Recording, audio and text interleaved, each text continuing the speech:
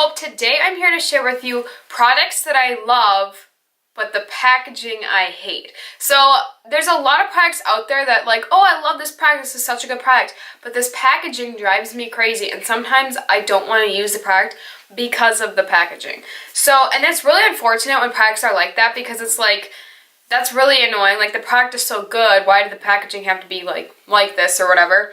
But I surprisingly was going through my collection and I was looking at all the stuff and I was like, there's actually a lot of products that like I really like the product, but I don't like the packaging. So I got a big stack of products in front of me. So before we hop into the video, just want to remind you to subscribe to my channel so you don't miss any other videos, future videos of mine, and let's hop right in and get started. I'm just gonna get these clunky palettes out of the way first because they're like the first things I'm thinking of.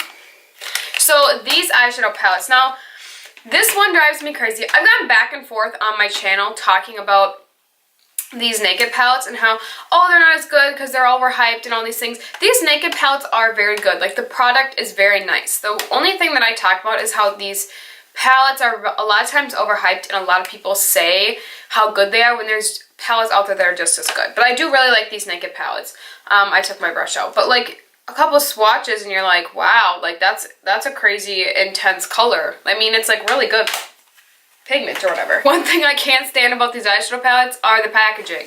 This one is very, very, very clunky, and this one, I just don't like the material. Honestly, I like this one better, the Naked one, better than the Naked 2. If they would have just stuck with the same thing without this like velvety material. This velvety kind of gives me like the heebie-jeebies when I'm thinking about it. Like, does it make anybody else feel like that? I don't know. It just kind of makes me go, whoa.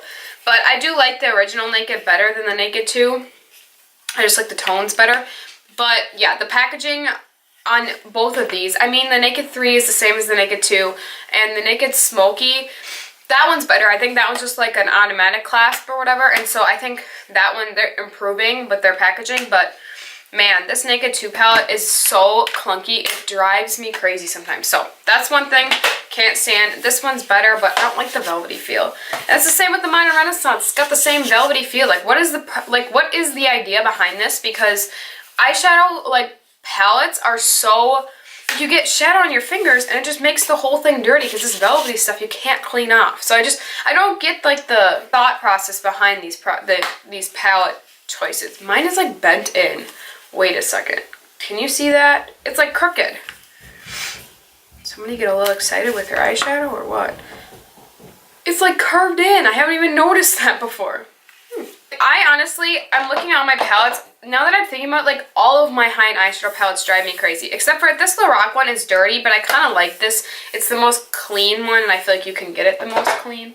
But the same goes with these Too Faced ones. They're very cute, but these tin packages are so clunky, and like, these ones don't drive me as crazy because they just kind of like are, I think this is like the Naked Smoky one or whatever. But like, this one's like kind of odd.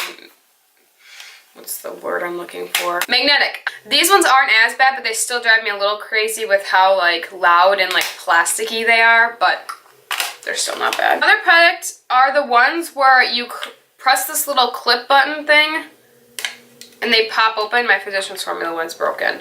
And like, you pop it open like this, you know? But then you can also press even farther and you get like this extra, this one you just like push farther, but the butter bronzer you just like lift it open. I don't see the point in these. Like, yeah, okay, the butter bronzer does give you a mirror, but you can just put the mirror right here, and then you can just have this tiny little package of bronzer. They can just have this tiny little pan. You don't need this matte. Like, half of the container is just plastic. Like, who uses these, by the way? I mean, if you do, how? But like, it's just so clunky. Like, mine's broken. I dropped it on the floor. This thing has been beaten to death.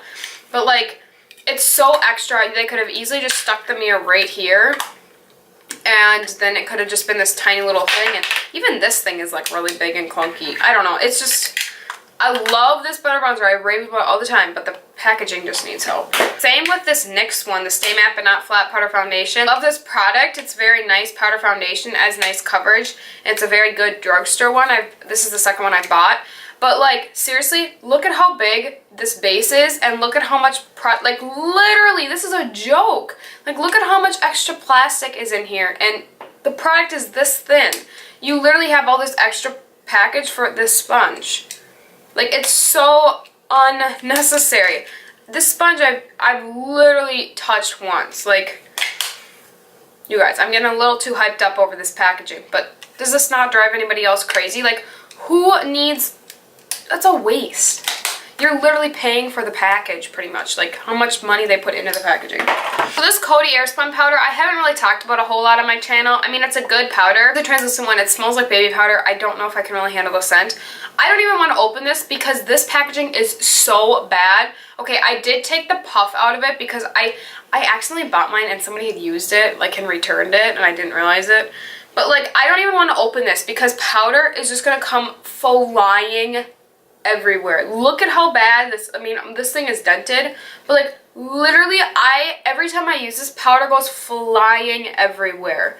They need a better, I need to change like where I store this. Like, this product has to go someplace else because literally I get powder everywhere. This one doesn't drive me as crazy, but it does bother me a little bit with how much I love this product, the Rimmel Lasting Finish Foundation. I talk about this brand all the time, but the thing that drives me crazy is that it doesn't have a pump, and I'm not necessarily the type of person to get too worked up about not having a pump on my foundation. The fact that I love this foundation so much that it kind of does bother me because I use it so much that it's like really kind of inconvenient, and I don't know, I know I can buy separate pumps for them, but it just drives me a little bit crazy because I know how much I use this and how much I pump, how much more helpful it would be, and it saves a lot more time because this product is kind of thick, so it takes forever to like run down. This Age Rewind, this sponge doesn't drive me that crazy, but sometimes it is annoying. It's kind of like, it is a different product and it kind of is what makes it unique, I feel like, but the sponge is kind of weird. I feel like it is very unsanitary and just different. I don't know, I just think that a regular like applicator would be better maybe, but that is kind of what makes this product unique. So this one doesn't drive me as crazy, but the sponge is kind of like, after you use it, you're kind of thinking how many germs are in there, like how much bacteria is in there. I actually have, I'm gonna do this eyeliner first and then I have a couple lip products. The Milani Stay Put Waterproof Eyeliner Pencil, I have a love-hate relationship with this. Well, this packaging is gorgeous actually.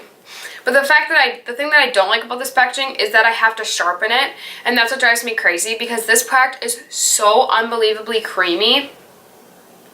So unbelievably creamy that you literally sharpen it for 2 seconds and it's already like down again. And it like, you go through it so fast because of how creamy it is. And so this product, I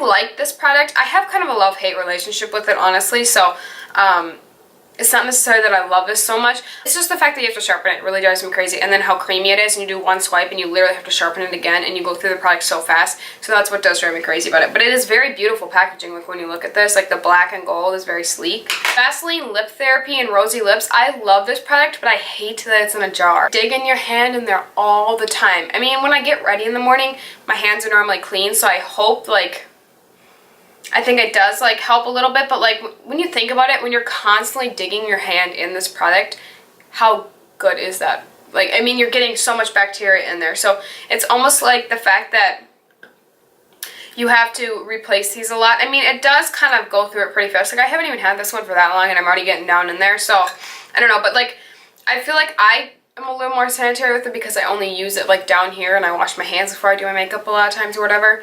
And so it's a little bit more clean, but like if you're like bringing this to school or to work and you're just keeping it in your purse and you're digging your fingers in it when you're in public, that's really gross. Like you're getting a lot of germs in there. This product is the Milani Moisture Lock Coconut Oil Infused Lip Treatment. I got this a few weeks ago. I don't even know if I've talked about this product on my channel. This is a lip oil and I do think this is a nice lip oil. Like it's very moisturizing and it makes your lips feel like kind of soft, and I don't know, I like it. But this doe foot is massive. Now I think mine might be messed up because my friend Savannah got hers and it was like a lot smaller and more of a pointy tip. So I think honestly that this doe foot might be a little bit like, I got a whack one, but this massive doe foot drives me crazy. It's so hard, it's so hard to describe. You get a pile of the oil on the top, but like when you try to like put it on your lips, like this bottom part has like no moisture in it, and it's no like, I don't know, it's so weird. It kind of drives me crazy. I can kind of get over because it's a lip oil and not like a colored lip product, but yeah, I feel like I got a funky one though. I might need to buy another one just to see like if mine was just a funky one or not. I just stripped it again. Too Faced Melted Liquid Lipstick. This one I like, except for I don't really, what is up with these sponge chip applicators? That's what I want to know. I think it applies the lipstick very nice and evenly, and I think the formula on these lipsticks are really nice. It's just, I feel like it is so gross. I feel like it builds up with germs, and so these, I feel like these sponge tip applicators are just not the most sanitary things out there. And yeah, so those ones in general, I just can't get a hold of. Those are all the products I have to mention today. Let me know in the comments some makeup products that you love, but the packaging drives you crazy, because I just kind of want to know like what you guys have to say about this. I hope you, if you enjoyed this video, you give it a thumbs up so I know. And like I said, subscribe to my channel so you can catch some future videos coming, and I will see you guys in my next video. Bye guys!